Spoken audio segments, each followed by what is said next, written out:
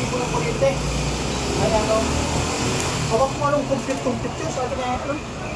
Sabi sa bahay. Bakit may complete? Hindi naman tayo nagkukumplete dati. Eh, huwag mo nga na ako.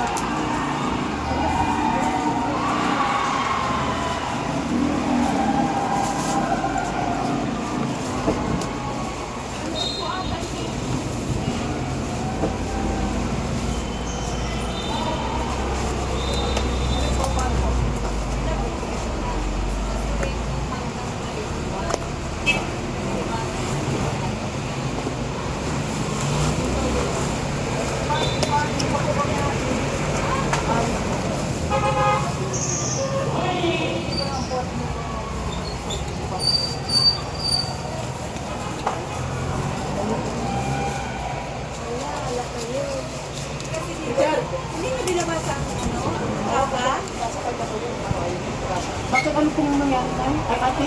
Mag-review pala tayo kasi hindi kayo nagpagkausap. Ay, sila ba pong inasahan ko? Di ba ikaw ang nagkausap? Pero sinabi ko na sila ng Pag ganyan, ang ano nila, hindi na mag-review kasi 30 days bago ma-expire ang contract, kailangan may pinag-uusapan na kayo.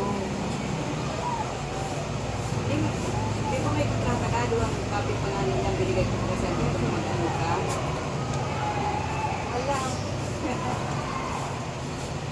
Kasi pinakumpitan namin yun hanggang katapusan eh. Kasi di ba, hanggang katapusan naman kayo. Hanggang yun, pagkukumpitan. Hindi ko pa nagsabi ito. Ewan ko nga, di ko alam kung Ang meron na sa itong ano nito sa kumintin.